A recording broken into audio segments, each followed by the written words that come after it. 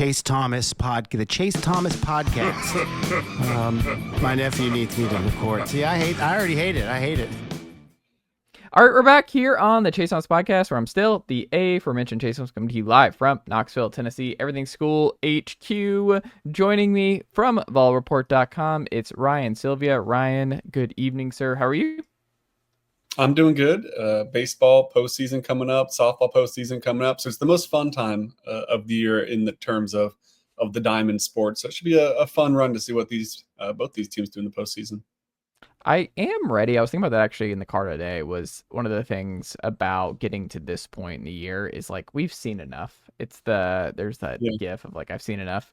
That's what I feel like with Tennessee baseball right now. It's just I've seen enough. Let's just get to the playoffs and let's see what it looks like come playoff time. Let's see how they respond in a regional, super regional, hosting or not.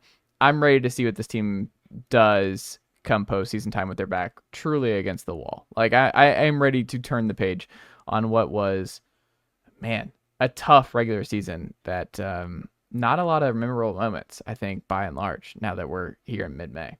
No, I mean, they're a talented enough team that they could go as far as they want to. Like, they have enough talent to win a national championship again. It just hasn't clicked, and it hasn't been the prettiest baseball. And it doesn't take much watching of Tennessee baseball this year to figure out what those problems are, whether it's the fielding or just the hits and scoring position. And it's just overall ugly baseball, but the talent's there. So I think there is definitely a feeling of like, all right, regular season hasn't gone your way. Let's just get to the postseason and roll the dice. Like let's just see what happens with this team, because they are so talented and things have just been so ugly. But that the upside's still there, and you still have to somewhat like that upside of them getting things turned around to a certain extent. Yeah, I think it's definitely possible. I won't rule it out. But I just want to see it now. Like, let's just get to the postseason. Let's get to Hoover next week, see what they look like there, and then go from there. But we have a big series with Arkansas starting tomorrow. And, Tennessee wins 2 of 3. They're hosting, potentially, and they're regional. And then if they get swept or they lose 2 of 3, then it looks like they're going to be on the road here, at least in the regional and in the supers. So we shall see. They were in this spot 2 years ago, and they made it all the way back to Omaha. So we shall see what ultimately unfolds for Tennessee baseball here.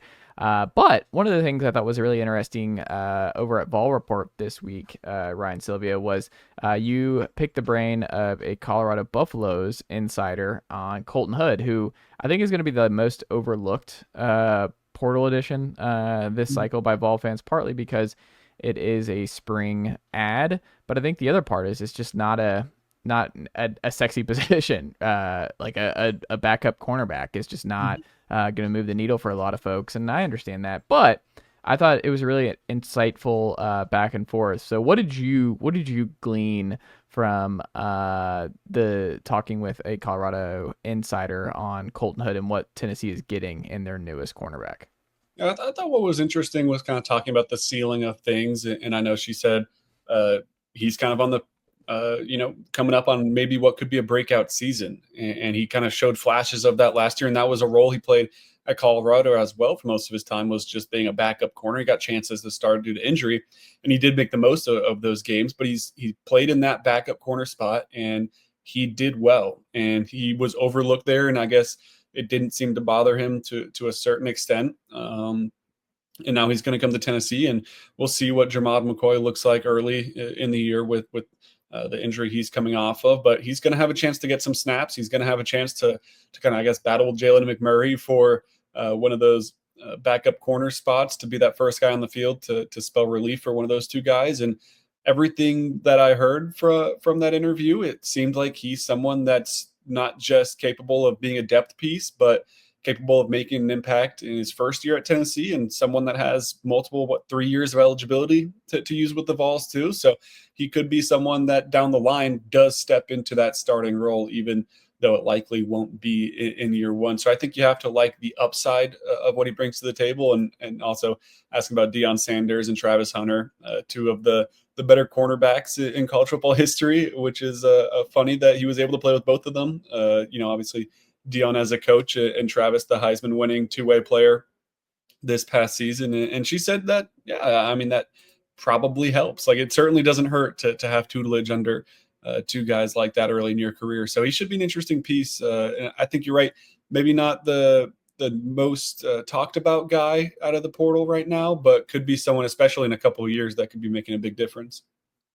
Yeah, I think he's a multi-year guy, former four-star, and I think he's someone. I mean, he was at Auburn for a cup of coffee, and then he's at Colorado, and had a couple of picks, and came on and was the number 3 corner there. And I think it was just such an interesting spring addition, and Tennessee has luck with forgotten Auburn corners here, with Kamal Hadden also being a forgotten Auburn corner and spring portal guy several years ago. And I think he's got even more upside, and Kamal grew into a really awesome cornerback for Tennessee, especially in that final year in 23, Ryan. But I think Colton Hood, like you said, like we'll see where Jamad's at come August, but seems like he's on schedule to be ready to go early on next year, and you're going to need him especially for that Georgia game in week 3 inside Neyland Stadium. But I think Colton Hood is just like, Tennessee has a good hit rate on transfer cornerbacks. Like you mentioned, Jalen McMurray, he was a hit last year. Kamal Hadden was a hit. Gabe Judy Lawley was, I think, an underrated hit from Vanderbilt a couple years ago as well. So I think Willie Martinez, it's kind of an underrated part of what he's excelled at Tennessee, is that he's identified talent really well there. And I think he was kind of a punching bag early on. And I don't think it was fair. And I think now you look at it, and that room's deep, man. Like I think if Jamad is healthy next year, I mean, those are 4 dudes, and you have a talented cornerback class here coming in with Ty Redmond, Dylan Lewis, and Trey Poteet. Like, yeah, you lost Jordan Matthews and a couple other guys this offseason, but like, man, you look at that room, especially the older guys, and I mean, Dramad's going to be, looks like if he has a great year, a top 20 pick. Colton Hood's right there to be one of your starters, and if Gibson goes pro too, like you're not in a bind here. So I just look at it as Colton Hood, I think, is going to be, by my estimation, I think he's going to be a good multi-year player and potentially a multi-year starter for Tennessee. I think he's a high upside guy, and he can grow into the system and getting comfortable with Willie and Tim. And I think he's going to be a player for Tennessee. I think I'm really excited about Colton Hood. I think you hit on with the evaluations, because you look at the guys in that cornerback room, and I mean, Ricky Gibson was a 4-star, but he wasn't like a top 250 type of player. So it wasn't the biggest reach in the world to think he could be really good, but it wasn't a home run 100% expectation that he was going to play at the level he has. Jamal McCoy, I mean, you saw what he did in 1 year at Oregon State, but that's a good job of going out and getting a guy that no one would have predicted even after that first year at Oregon State, that he'd be in talks about being a first-round pick next year. Jalen McMurray out of Temple. I don't think a lot of people expected him, not that he's, tearing it up and setting records or anything like that, but he's been a nice depth piece for Tennessee and someone that you can rely on to a certain extent. So that's nice. It's been a lot of guys like that, like you said, where, to varying degrees, like he's evaluated talent. Tennessee's evaluated the talent of guys in the portal or out of high school, and it's worked out more often than not, especially as, it feels like more of Heupel's and Martinez and Banks's players start to get into this defense, and it starts to become more of a feared defense and a feared secondary. Like things are starting to work out, and I think it goes back to a lot of getting those evaluations, getting in early on some of those guys, and seeing it come true on the field. Yeah, I think it's going to be good. I think Vol fans should take note of Colton Hood, and don't be surprised if he's a good player for Tennessee sooner rather than later. What's got Tennessee fans up in arms this week, Ryan, Sylvia, and I wanted to get your perspective on this. Would going from Nike to Adidas next year and going forward, would that be a bummer to you? Do you not care? Do you think that Adidas kind of gets a bad rap? A little bit. Do you think back to those old Adidas uniforms, which were, especially those smoky grays, were just not good? We can be honest about that one. Even the Halloween Lane Kiffin ones were just not good. It just looked very practice jersey-y. We can all attest to that. But I will say, for Vol fans, look at Miami's uniforms right now. They're Adidas, and I think Miami's got good uniforms all across the board. Arizona State's, I think, look good. They're an Adidas school. The outlier is A&M, and that's the nightmare. Is Texas A&M has awful jerseys, especially in hoops. Their hoops uniforms are awful. So I think that's your concern, is you've seen what Adidas has done with Texas A&M, and you're like, oh no to all of that. But there are some positives, and I think Miami's uniforms are great. And they're an Adidas school, so I get the history there, but what say you about potentially going from Nike to Adidas here? I think that it could go in a good direction where you could look like a Kansas, because Kansas feels like the poster child of Adidas right now, and in basketball and in football. Like, their football jerseys are nice. They do cool things with their logo. Their basketball jerseys are pretty good, and they have those alternate jerseys with the flowers on them that are really cool in my opinion. So if Tennessee kind of steps into like the limelight of Adidas and like becomes one of their like main brands, which you would assume it would, like you mentioned some bigger brands as well, but Tennessee definitely stacks up to that, then yeah, I think that things could go well. The issue is it feels like when Adidas misses, they miss horrendously. Like the A&M basketball jerseys that came out, this like, oh my God, you could not think of a worse jersey. And football's been better, but it worries me in the basketball department. That's where I'm a little more concerned. You're now losing out on Nike basketball shoes, which I think would hurt a little bit. And it just feels like Nike's kind of the standard right now. And if Adidas wants to throw so much money at Tennessee that it's impossible to refuse, I understand why you would make that change. But it feels like Nike is just kind of the leader in the clubhouse across college sports and uniforms and shoes and all those apparel type of things. So I'm definitely team stick with Nike if you have the choice. But, you know, if they're going to give you the money to switch to Adidas, like, it's tough to say no to that. Yeah, I guess it does depend on the financials part of it, but it's also like, I think throwing out Kansas is a good point too. Is Kansas's football uniforms are fine, and I don't give them credit for basketball, because it's like, I think basketball has like a rule, like, don't mess with perfect uniforms in history here. Like, I think there would be a gigantic pushback if they really messed with Kansas's basketball uniforms, because they're great, and maybe Barnes has that kind of cachet where he's like, we're not. No, like, just keep the new double Tennessee Volunteers with the number, and we'll keep that. We'll change out the swoosh and we'll put the Adidas on it, but we're not. No, you don't get that much control, and we're not bringing back the smoky grays, because, man, can you imagine Adidas coming to Rick Barnes about bringing back some smoky grays here over the next year or two? Oof. Yeah, I mean, the basketball, like, the default ones that Adidas has been rolling out, I don't love them, where it just kind of breaks up the collar with the Adidas logo. That's not my favorite thing. But I mean, even past the Kansas ones, Louisville got some nice kind of alternate jerseys. Arizona State did as well. So then you like that aspect of it, and then they turn around, they do the thing that we were talking about with A&M, and they've done with a couple where it's just the logo kind of up at the top. I don't know. When they miss, it is bad, and it feels like when Nike misses, it's still okay. So that's kind of where I'm at. You say that. Can I throw this one out though? Sure. Tennessee's old baseball uniforms that were black and orange that were Adidas are very clean. And I've been angling for those grays with the black and orange would be great to bring back. I like that script too.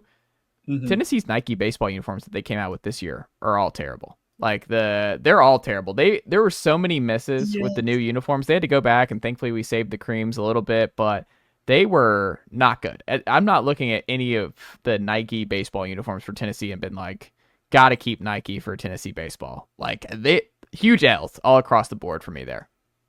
I agree for the most part. I hate the new white jerseys. I think those look like garbage, and they're practically see-through. I don't like those. The ones that I do, I like the new kind of, the one that just says Tennessee kind of in bold with the black outline across the chest. It's okay, yeah. I like that one. And I do like the new pinstripe with the kind of that baseball font Tennessee that gets underlined. I like that one fine. I do agree with you that the new white one is horrendous, and it kills me that they seem to wear that every time Liam Doyle pitches, because you got the best pitcher in the country and you're going out there with your worst uniforms, it feels like. It's so bad. And then the smoky gray pajamas, I've never liked. Yeah. I don't like those at all. So I don't know. It's just I think people give Nike some passes here, because it's just I would do a Nike Jordan brand, and that'd be cool. Can we get Nike and Jordan brand involved? Now that would be pretty sweet. Now I don't think that's going to happen, but man, that'd be cool. But I don't know. I'm just not going to get all that wrapped up, overwhelmed by it, because I think there's still just a lot of positives with Adidas. Adidas is not who they were 15 years ago, is I guess who I would push back on. It's not what was that? I mean, like the Kevin Ware Louisville year where they were pulling out like the weird shorts with like the weird print on the like that. Yeah, it's not as bad as it was, I guess, when Tennessee was an Adidas school a lot of times. Which those Adidas jerseys for football weren't that bad for Tennessee. More often than they got worse as time progressed. But like, the more you go back into history, I guess, the better they were at. Like I didn't mind the early 2000s Adidas Tennessee football. It was when it kind of got towards the end of that deal is when those fell off a cliff. But I don't know. It is better right now for Adidas than it feels like it's been in a while. But for me, I'm not going to get too caught up in it either. But I would rather Nike than Adidas, I think. Okay. I hate to do this to you, Ryan Sylvia, but we got to do a negative Sylvia segment here. Negative Sylvia, Lady Vol that's returning for next season that you're least excited about being back in the rotation and being on this roster next year. Just we're talking strictly based on what you saw last year or the last couple or what you saw in Kim, where you're just like, I don't know. I don't know about this in year 2. I mean, that's kind of the thing that's been impressive about Kim is there's no one that's coming back that's like, I don't know about this. I don't see the fit. I don't see this working out. Like I think every single player is going to play a role and play it well and help the team. Like there's no one on the team that's like, man, I don't like that. Not addition, but I don't like that, returning piece and how it looks. I think if you look at ceilings, Alyssa Latham's maybe the one that gets left out where, what you're getting out of Talasia Cooper and it's an All-American type of player. Ruby Whitehorn's another person that you can rely on to score at will. Z Spearman, someone that's proven that they can score at an elite level too. Kanaya Boyd's so young that it's going to be interesting to see what type of offensive jump she takes, and she's already proven she can be such a big defender.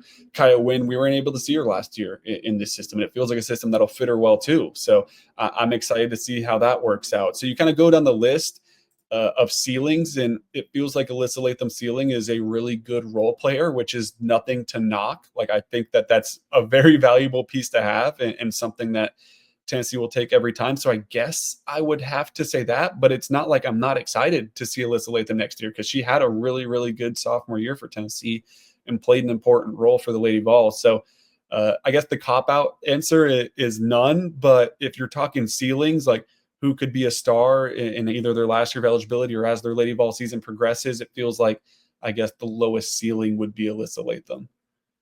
Yeah, and I think it's kind of crowded there. Right. And we'll see where how much Janiah Barker plays. And we'll see in terms of Jersey Wolfenberger, Barger, and then Z Spearman and just where she factors in. And if they go like, I don't know, is Prawl and Civil, like, are they players who can slide down if Tennessee wants to go small? Like, I don't know. Like, I don't know how, because I feel like Kim's going to have to go very small a lot of times, right? Like she has her multiple bigs that I think she'll be able to count on. But this lineup next year, I feel like we're going to see a lot of like 4-guard lineups and a big. I don't know if you feel the same, but it feels like we'll see more of that next year. Yeah, I mean, that's just kind of, you look at the roster construction and there's not a lot that is like a true forward. Like, and even those, I mean, the 2 players you would expect to play, quote unquote, the 5 or the center position, and Z Spear and probably Jersey Wolfenbarger, like neither of them are true centers. Like Jersey is pretty much a guard at times with the skill set she has. Z Spearman is extremely mobile, and she's kind of getting let out of that forward box a lot that she was in at Miami now that she's at Tennessee. So I think it's just kind of, one, the nature of the system, and then 2, the nature of the roster that you've put together is it is guard heavy. You've got some big guards like Talasia Cooper that can play up on defense and do whatever they need to do in terms of rebounding and things like that. So I don't think you're taking a big hit in that aspect. But I definitely think if you're just strictly looking at like what position they're listed at and who's on the floor in that lineup, then yeah, I think there's a chance that you do see some of those 4-guard, maybe even sometimes like a 5-guard lineup if it calls for it. Like, I don't think that's out of the question.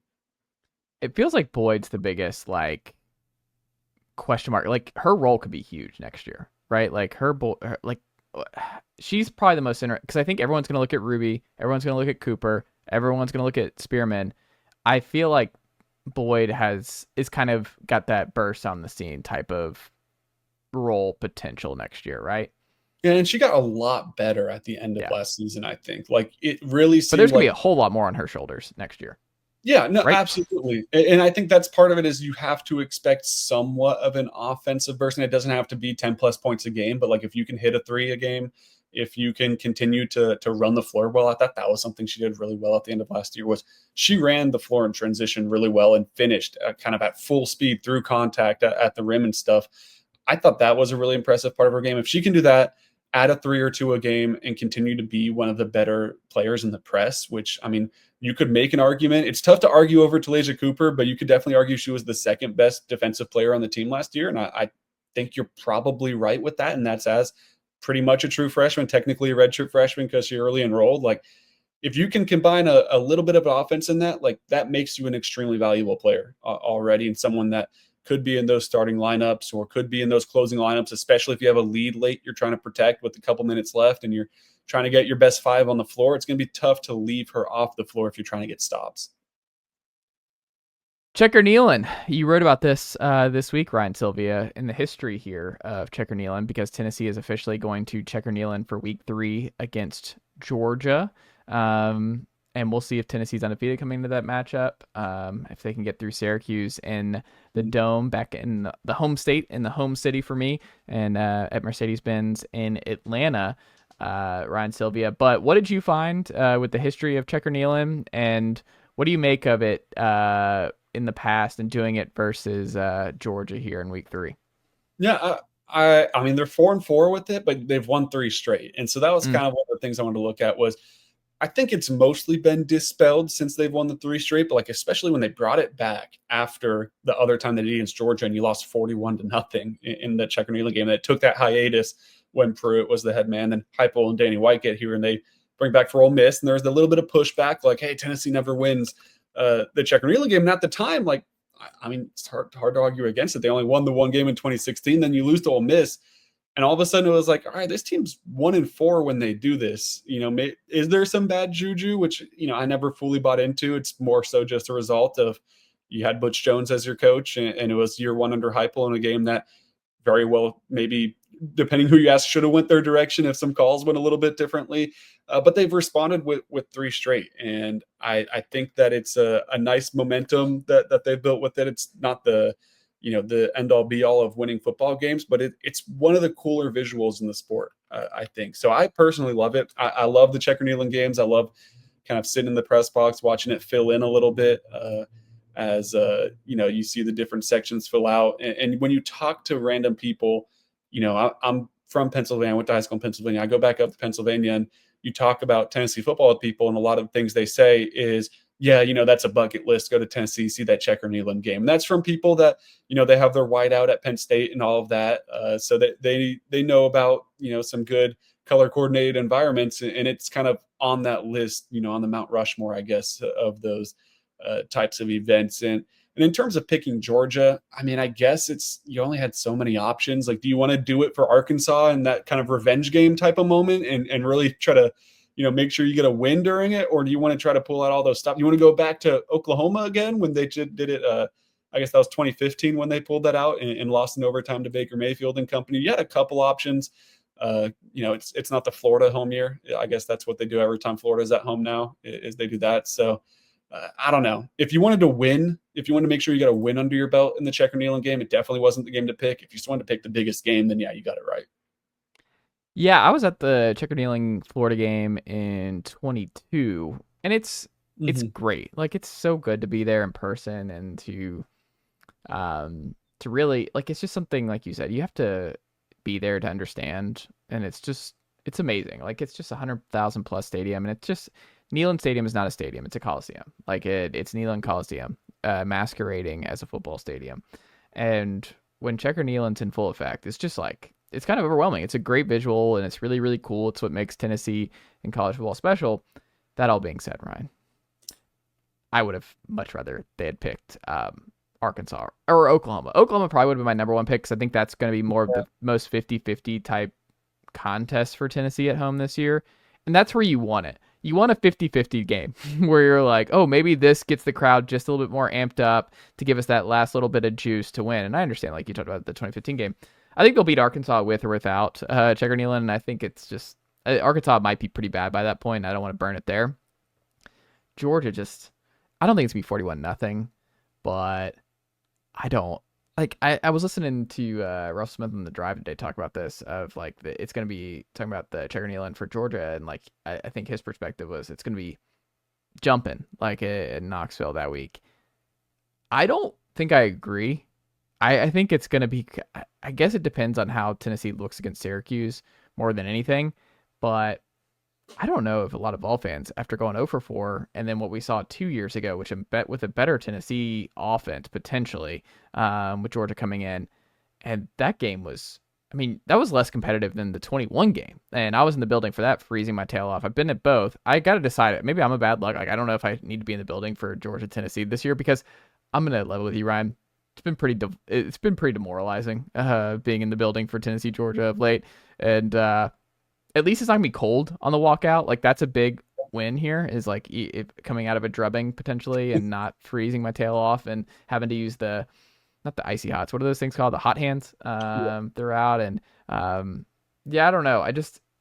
I guess we'll see what the vibe is at that point, but it feels like Checker Neyland for Georgia seems like a waste. And maybe I'm wrong here, but I would have probably picked Oklahoma because I feel like that's a more 50-50 type game that they would need it for. I think that's fair. I disagree with Knoxville will be jumping that week. If Tennessee can win against Syracuse in any shape or form, it'll be jumping. If you can, even if Aguilar like kind of stinks, and you're like, if you win that game 10-7, I still think it's jumping for Georgia. Interesting. Like, I think you just have to get in with a 0 in the because I mean, you'll make up any excuse possible. Like, I might be dragged in, Ryan. Like, I'm gonna get dragged in there. It's his first game. It was his first game. He's got the system. You saw what he did in week 2 against like ETSU, whoever they play in week 2. It is ETSU, yeah. Yeah, and I'm sure they'll just beat them like a drum, and that'll get everyone bought back in for that game. Even if they lose to Syracuse, the beatdown that Tennessee is probably going to hand ETSU just for the optics and trying to get things back on track and the reps for Joey Aguilar or whoever's at quarterback. Like, I expect that game to be a full-on blowout. There's going to be hype going into the Georgia game. It's going to be a sellout. It's going to be a beautiful visual. The first few drives of the game will be as loud as you'll hear across college football. The issue is it's still almost impossible for me to see Tennessee winning that game right now. And it does feel like a waste in that regard. So yeah, if you want to pick the best team that you're going to play at home this year, yeah, it's Georgia. If you're going to pick a game that you feel like is up in the air, like you were saying, it's probably Oklahoma. I'm curious if there's any don't want to make the Oklahoma game bigger than it is 2 years in a row, though, because last year you had the whole Heupel saga of going back and being in Norman. It's still got to be a little weird, even though it's not in Norman, to be on the other sideline from Oklahoma. So I wonder if that plays into it at all, of like, hey, let's not make this game too big, maybe like it kind of sneakily got to be last year, and try to treat it like any other game. But I don't know. It feels like you're not using, I guess, that home field advantage, however important that is, to its fullest extent. I do agree with that. To be perfectly clear, I want to be wrong very, very, very, very, very badly about Georgia and Tennessee this fall. I have not felt worse about Georgia Tennessee though since 2021. Yeah, I don't feel good about it. I'm hey, it's like Tony Basilio says, I call balls and strikes. And right now, it's May 15th, and I have all the time in the world to talk myself into Tennessee Georgia this year, but it's not the same as the last 3, Ryan, Sylvia. I've talked myself into the last 3, and I think Tennessee played really well against Georgia on the road last year in Athens, but I don't know. It's TBD. Well, I'll leave it there. I'll say TBD. Does it look like Chaz Lanier is going to get drafted here, Ryan, Sylvia? He was putting up buckets here this week that a lot of all fans love to see. Do you think he's a second round guy? Maybe he sneaks into the first. Is he for sure a getting drafted guy? And do you have a dream fit for Chaz Lanier? I would be pretty surprised if he wasn't drafted. I'd also be very surprised if he snuck into the first round. I think he's kind of middle of the road second round pick. I don't think I've seen a mock draft with him in the first round. I have seen a few that don't include him throughout the 2 rounds, which surprises me. But I think a good number of them have him, and I guess kind of that 40 to 50 range. I think ESPN has him at number 42 to the Kings right now. That feels like a nightmare fit for me. He feels like a guy that you would like to see him go like Dalton Connect to a team that's trying to win now. I think that would be the ideal fit for him. If he goes to a team where he's asked to do more than maybe he should be asked to do as a rookie NBA player, really maybe even throughout his entire NBA career, given his skill set, I think that's when things could get a little bit hairy. If he goes to a team like one of the 8 teams that are left playing, I guess some are eliminated now, but the 8 teams that made it to the second round of the NBA playoffs, if he can land at one of those spots or to a Lakers type of team, even though they didn't make it that far, I think you have to like that. Like, he could be someone that sticks around with his shooting. He's testing well in terms of his athleticism and things like that. So if he can kind of take that step on defense still and maybe try to carve out a 3-and-D role with an emphasis on the 3, like, that's a viable NBA option, but it's one that works the best on teams that are trying to win now. So I would love to see him on like the Nuggets, like him getting a one-handed pass from Jokic in the corner and knocking that down. Like, that feels like a great fit for him. I would just hate to see it go to a team that's struggling and a team that's going to ask him to maybe do more than play some perimeter defense and hit some catch and shoot threes. That's fair. There's one that like Golden State going right before.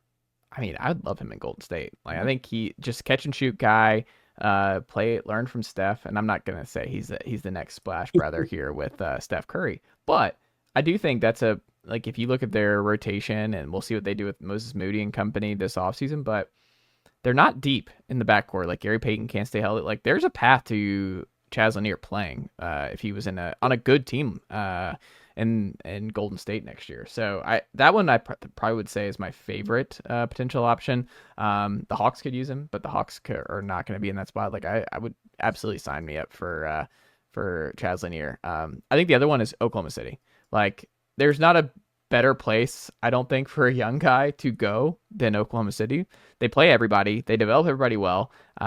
He could be a replacement of what's his name, who only shoots 3, Isaiah Joe, where it's like, if they have to eventually move on from him, like, there you go, Chaz, here's your 10 minutes, shoot 4 threes, and then we'll sub you out. Like, he could play in Oklahoma City, and that's obviously the best team in the West, maybe the best team in the NBA. So I think he's going to get drafted, and I hope he, like you, I hope he just goes to a good team. I hope he goes to a contender, and I hope he goes to a situation where I could see him really carving out, learning from the best and carving out a niche as a I'm not going to say 3-and-D, and I know that's going to throw him out. I don't think it's going to be a 3-and-D. I think it's going to be heavy on the 3. Yeah, very, very heavy on the 3 and survive, I guess. You just don't want to be a negative on the defense. Yeah, 3 and kind of D.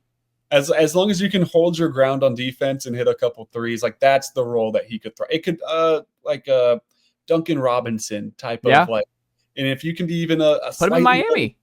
Yeah, I think that's what would work out for Chaz Lanier, because he's not going to be an elite defender. It's just, don't be a negative defender. Well, they're also a defense-first culture, right, down there in Miami, and he just came off a very intense defense-first culture here in Knoxville under Barnes. So Miami's not a bad option either. And I think most NBA teams like to see that. Like, I'm sure that they would also love to see him in more of an NBA-style offense than what Tennessee has, which it's evolved under Rick Barnes, don't get me wrong, but it's still not to the level of some other college programs. But I think that a lot of teams have to like that a guy like Chaz Lanier or a guy like Dalton Connect, with the options to go anywhere, prioritize defense in their development and trusted their offensive game, but understood the importance of that side of the ball. And I think a lot of coaches, a lot of GMs, and a lot of people in power in the NBA do appreciate guys who want to get better on the defensive end and care about being a good defender. So that could help him in some regard as well. Final thing here. Way back machine. I think this would be fun to do this offseason. We'll start with 23 and keep going back here. Ryan Sylvia.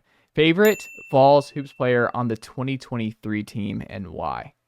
Yeah, I mean, it's tough to not say like Zakai Ziegler, Jemai Masek. So I won't give you the easy one there. I'll give you someone even in 23. I mean, yeah, it's.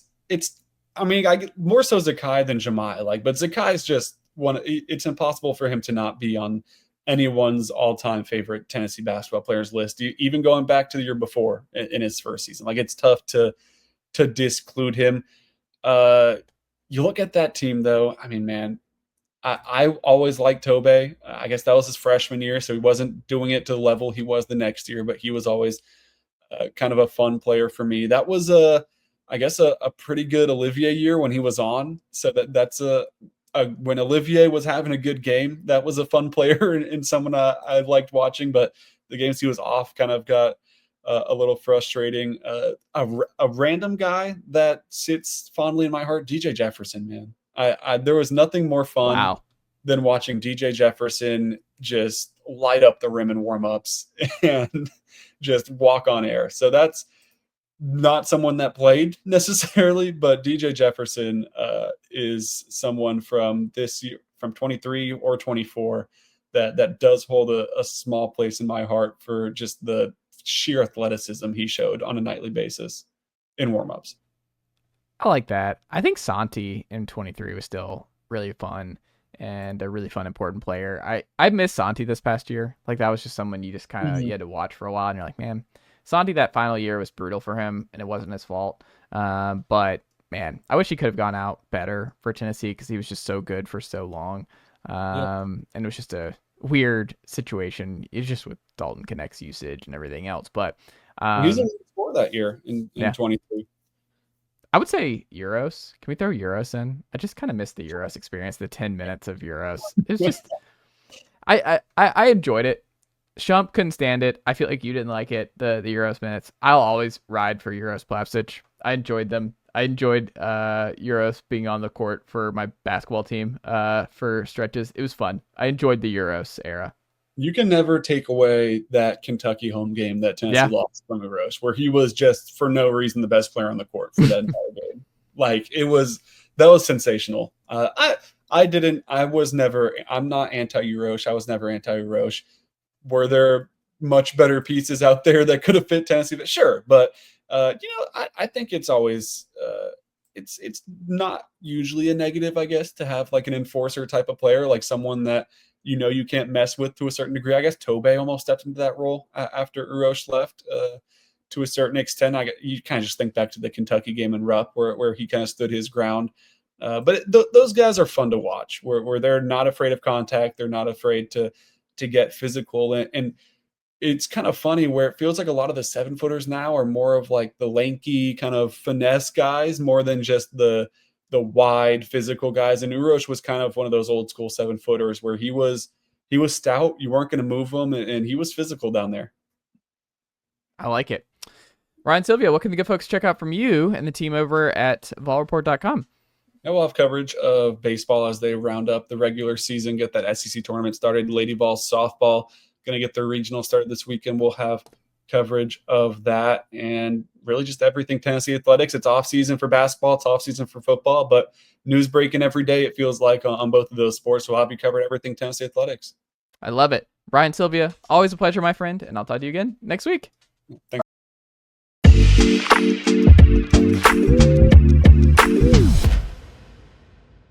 Podcast where I'm still the aforementioned Chase Thomas coming to you live from Knoxville, Tennessee, Everything School HQ. Joining me from ESPN Arkansas, it's Tye Richardson. Tye, good afternoon, sir. How are you?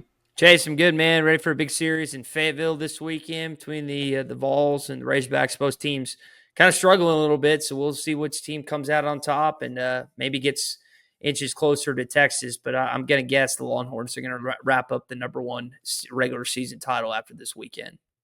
Yeah, because I think LSU has a chance, right? Like all the different stuff. Arkansas does too because they got the 3 wins. LSU's 1 game back from Arkansas. Razorbacks are 2 games back from Texas. So for that to happen, I think Texas would have to lose. And I'm going to be honest. I don't know when LSU, if they play Texas this year, how that played out. So yeah. Arkansas though, if Texas loses a game or 2 and Arkansas sweeps, then they would be the outright champ. And I mean, the history's not great for Tennessee and Fayetteville. I think they've lost 10 of 11, I want to say, in Fayetteville.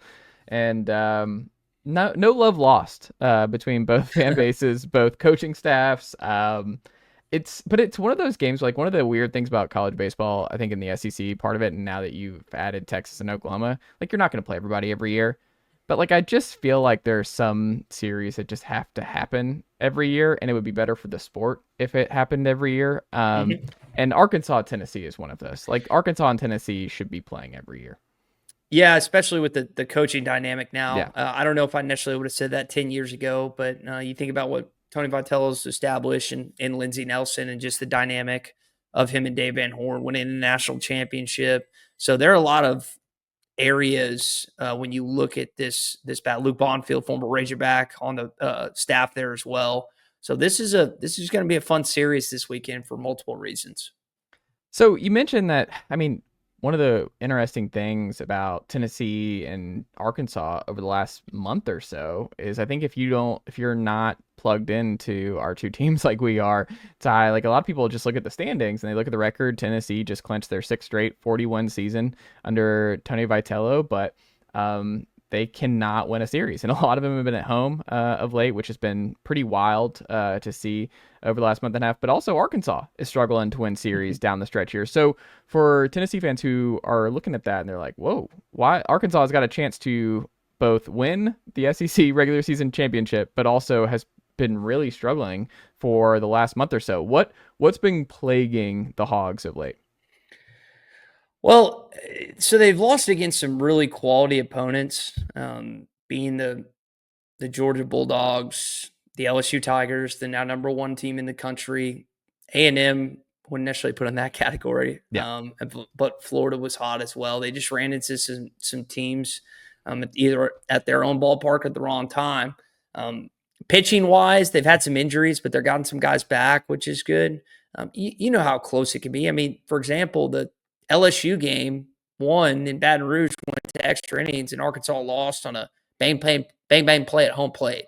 So Tennessee's probably lost some games this year, especially recently in this 4-series winning streak, that it could have gone their way and that streak would have been broken. But there's such a fine line of mistake-free baseball in this league that if you start to get in that category, you're probably going to end up losing the game and most likely the series too.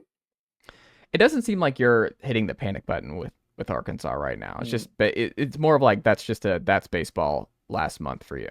Yeah. Sounds like. So Tennessee, you think about them last year breaking the mold of being the number 1 overall seed, first time since '99 that's happened. So now after that, I just feel like anything could happen. And the hat I'm wearing right now, I'm as lackluster as an objective journalist media member as there is. I just talk about Arkansas on a daily basis. So I think when you actually look at what Arkansas has when they're objectively, which sometimes I do, sometimes I don't, and they're top 15 in fielding, hitting, and pitching. They've had a brutal end to their season down the stretch. That's life as it is in the SEC. So am I confident that they're going to be the 6th, 7th straight team to win a national championship? I wouldn't necessarily go as that far, but I am confident that this team will not at least get it out of their own regional, unlike the last 2 years. Well, it feels like it's been offense has been the issue, right? Of late, does the offense feel more sustainable for a long run than? Well, there's still, Chase. The thing about that is it's weird to, like, you kind of brought it up earlier. So Arkansas still is the number 1 hitting team in the SEC. Yeah, from an average standpoint. But they played some really good arms and really good coaches and staffs lately. So you're trying to balance out like stats versus series and games. And will they hit 8 bombs game 1 tomorrow against the Vols? Probably not. But when Texas came into town with the best staff in the country, they shelled them. Mm-hmm. They hit them all over the yard. So I think this team, while some of the losses have come at home in this 4 out of 5 series drought that they're and I call it a drought because they pounded Texas a week ago or a week and a half ago. I tend to think that the bats will come alive this weekend against Tennessee. These players, they have social media. They've seen the clip of Tony Vitello and Dave Van Horn. Whether he says it or not, this series always means something because of not just the fact that Vitello won a national championship, but also there's some good and bad blood there. It's part of it. You want to beat your mentor, and you also want to beat your mentee. Like, that's just the relationship when someone departs from a program. So I'm expecting a wild series and maybe some tempers flare, and we have a little fun like we did a couple years back. But that's what's fun, man. Like Yeah. that's the whole thing. Is like I think people miss. It's just Tennessee's gonna have. People are going to feel like every SEC fan base has already made up their mind on Vitello in Tennessee. Yeah. And that's just what it's going to be for as long as Tony Vitello is the head coach at Tennessee. And I just think it makes it fun, though. Like, I understand, like, because, I mean, Vanderbilt just all fired up after beating Tennessee to close on Sunday and winning the series. And there was a little bit of a kerfuffle at the end. And it didn't get crazy. It's just one of those things where it's good. Like baseball having more personalities and having more juice, and this series having that kind of juice is fun. Like I like that it feels like there's stakes. I like that both sides don't like each other and that there's going to be some animosity there. And I don't know. It's a fun part like of sports. Like we don't need to mellow everything out and just be like, oh, both teams have fun. It's like, no, I think it's good when both teams are like, you're wondering if Arkansas or Tennessee is going to be flicking off the outfield as they're rounding second base. Like sometimes that's good. You don't want it every weekend, but it's fun. Animosity in sports, like you just alluded to, is a part of it. And when people act all lovey-dovey, friendly, like old school guys don't like that. I mean, we've all seen clips of guys intentionally butting at pitchers so they can run them over. Of course, Nolan Ryan and Robert Ventura. I mean, I know that sometimes fights and things get escalated and it's not good for the sport. But there's just chirping, like you alluded to. I mean, go watch that Vanderbilt and Tennessee highlight clip. It wasn't a brawl. It was just some tempers flaring and a little chirping. So I'm with you, Chase, 1,000%. I like to see that. I'm curious, like you mentioned that Tennessee, obviously the first number 1 overall seed to win it all since 1999, the first year of the tournament with what was that, Miami? I think it was in 90. Mm-hmm. Yeah. Has Arkansas fans, have they changed how they look at Vitello and the Tennessee program? Because it was kind of like this fun thing, but they hadn't won, right? Like Tennessee talked a lot and Tennessee was a confident bunch and they were mashing. I mean, they were the most successful baseball program in the last 6 years based on wins. But when you look at the title last year and the way they did it, when you're talking to people around town and you're doing your show every day, does it seem like there's more of a respect there of what Tennessee baseball has built and what Tony Vitello has built? I think it's an envy more than anything. I'm envious, frankly. I remember in 2022 when Tennessee had the best team in the country, they didn't get out of their own super against Notre Dame, and there was a cooler because there was other SEC teams there.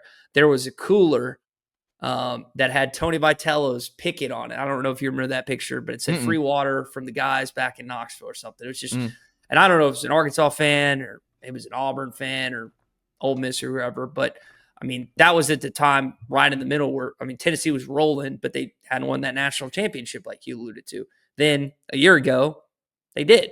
And they didn't just do it. They beat another SEC team to do it. So, listen, if you're gonna talk the talk, you got to walk the walk. And Vitello and company, how many years did it take him to win a national championship? When did he get there? Like, is it 6, 7? Let's see. I think it's 8. I want to think it's 8 or 9. 8 or 9. Okay, but still, I mean, that's outstanding. And Arkansas fans, and I'll lump myself in this category. So when you think about the SEC and how many teams, it's more than football. I mean, it's more than basketball. Florida obviously just won the basketball tournament. Kentucky won the last national championship in basketball in 2012. And it's not as widespread. Arkansas won in 94, and there's been some others as well, Florida, whatnot. But you think about baseball.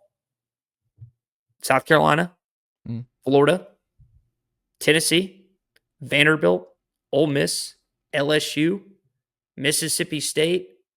I might be missing one. I think it's 8 or 9. Yeah. And that's in like the last 2 decades. So Arkansas fans, you alluded to a stat earlier. It's like best winning percentage in the last, what'd you say, 6 years? Yeah. Basically since COVID on, yeah. Yeah. Arkansas, I think since 2018, 2019 has the best. So kind of in that same neck of the woods. So you feel like as a fan that national championship, one of those, not that one, should be yours. I always go back to the 22 year. So that was not like, that was a good year for Dave Van Horn and company, but they had to go to Stillwater, won that, and went to Chapel Hill, they won that. And then they're in the final game against Ole Miss to put them in the College World Series finals, and they lost in a heartbreaker. That's the one I feel like should be Arkansas's, even though Ole Miss went through Arkansas. And to do it. And it irritates the crap out of me still to this day, 3 days later. And it will for the rest of my life, as long as Arkansas goes without a national championship. But yeah, there is a respect I think envy is the proper term. That was a long answer, Chase, but yeah, envy is the proper term. That's interesting. When you look at this matchup, though, is there a particular pitching matchup that you're most curious how it goes for Arkansas, Tennessee? Is it just like how Arkansas runs on Marcus Phillips potentially in game 2? Like, is there a particular matchup you've circled that you're most curious about here? Well, you mentioned game 2. So Arkansas today, Dave Van Horn announced pitching. Root, TBA, Wood. So we don't know who's going to pitch game 2 start. I mean, it could be Landon Bileshees, it could be someone else, but that's an intriguing. It could get Gackle. I don't know. So that game 2, I think a lot of decision is going to be based on game 2 starter, based on what they do in game 1. If they win, maybe that changes the dynamic, how many pitchers they use, of course, which ones get used, which don't. So it's going to be it's going to be a fun series, but I would say that game 1, I tend to think whoever wins game 1 is going to win the series, even if it's Tennessee on the road. I think, again, as weird as it is to say, considering Arkansas has lost 4 or 5 series, Tennessee's lost 4 straight. So there's actually more of a need for Tennessee, and they're not in danger of, I don't personally believe of like going on the road. D1 baseball has them going to West Virginia as of today if they don't win this series this weekend. Wow. Yeah, no, Tennessee has to win this series to host a regional.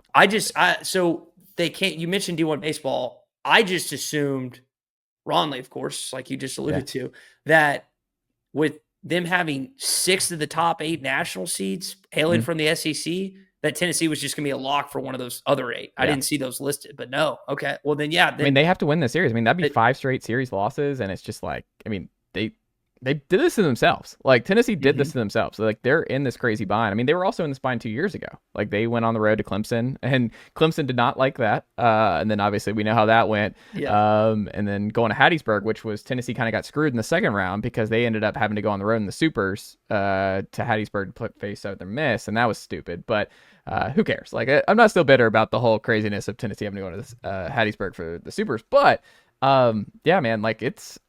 unless they win 2 or 3 or sweep, which would be pretty insane, Tennessee's going on the road, it looks like, on the regional front. Wow. Then I guess I've been so focused on Oregon. I just assumed they were still going to be at least a top 16, but yeah, man, desperation time in Fayetteville this weekend for definitely the Vols. But that's the whole thing we were talking about, right? Like, it's stakes. Like, Tennessee is trying to avoid Hunter Ensley already playing his final game at Lindsey Nelson Stadium on Tuesday night. Like, they're doing what they can to get back home. But one of the weird parts is like, there's been no home field advantage. Like, Tennessee's been weirdly bad at home this year. It's one of the crazier storylines this year was just what home. I mean, there's all kinds of stuff. We get go into a whole thing of why what's been going on for Tennessee over the last month and a half. But to put a bow on it here, Ty, from Tennessee fans tuning in who are very curious about what to know about Arkansas baseball going into this weekend, what's the most important facet of Arkansas to you right now? What makes them elite, and what Tennessee fans should be thinking about coming into this game? I think it's just getting 27 outs a game, and that may sound simple, but you got, I think, 6 guys in the starting lineup, Chase, that are hitting 300 or above. I mean, they're 9-hole. Thomas, I don't know his exact batting average, but it was over 300. And that's your 9-hole guy. So it's the opposite of what's going on with Tennessee right now.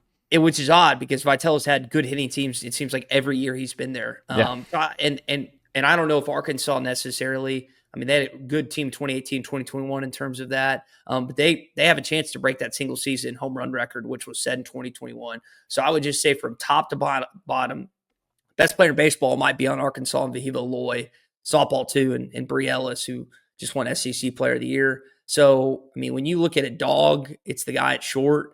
And then just, again, top to bottom, it is hard to get these guys out. And like they've been, hold on. It's either 1 or 2 run rules this year that Arkansas has been on the recipient, like the bad side of. I don't think I'm going through my head real quick. I don't think they've been swept this season. If they have, I'm just blanking on a series, but I don't think they've been, like, even LSU, when you thought after they got beat by 10 runs in game 2, I don't think they've been swept this season, Chase. So just a lot to deal with if you're Tony Vitello and this staff this weekend. That's the weird part about Tennessee and this streak is Tennessee was half an inning away from winning at Baton Rouge and winning 2 of 3. Like, they blew it in the bottom of the ninth late on Friday, in that series. But if they Mm-hmm. close, like they win 2 of 3. And the Sunday blowout that they go through doesn't really matter. It's like you won 2 of 3 in Baton Rouge, and maybe the vibes are very different. But it feels like Tennessee, this is just a back against the wall type of team, and they're going into this desperate. And it kind of like I don't know how they're going to perform. Like that's what makes this so interesting. I have no idea what to expect. I know I take that back. I know one thing, and that's Liam Doyle is going to he's gonna throw the baseball very well. Like I am not worried about Liam Doyle. I think you can argue he's the best pitcher in college baseball this year. He's gonna shove, and he's gonna be fired up, I think, going into Arkansas this weekend. But we'll put a button on it here. Ty, do you have one thing that you're most curious about where this Tennessee baseball team is at coming into Fayetteville this weekend? I think we talked about Arkansas playing inspired for Dave Van Horn. Like what they're already at the backs against the wall mentality. You mentioned the possibility of not having to go on the road in 2 straight weekends, depending if they get out of whatever regional they go to. But it's like they're going to look at. They've seen the social media stuff too, just like the Arkansas team has. And I love when players are like, "Yeah, that didn't matter." The coaches say that it always does. Yeah, I've never like when a player has talked to me not off the record. Sorry, that was not like public knowledge. You know what I mean? They'll actually tell you, say, yeah, we know this series means a little more to coach than so and so, but they're not going to say that publicly because they don't want to give ammo to the other team. So I think Tennessee, it's like, guys, we haven't played well. Are we gonna shut this team up this weekend? I wouldn't necessarily say Arkansas is the most like flamboyant bunch or anything like that. They got a good squad and their fans. I mean, our fans like to chirp, so the only way to keep them quiet is shut them up, and they got to do that in 9 innings, 3 straight games. Yeah, to me, I think with y'all's offense, the thing that will come down to the series, and if Tennessee's able to even steal 1 or maybe 2, is Tennessee starters have to go a long time. You have to take freshman ace Tegan Kuhns off the leash here. He's got to get 6 to 7 innings. I think Doyle's got to go 7 to 8. Potentially Marcus Phillips has to be able to go longer than what he did this past weekend and has to hold runners better than he has to this point.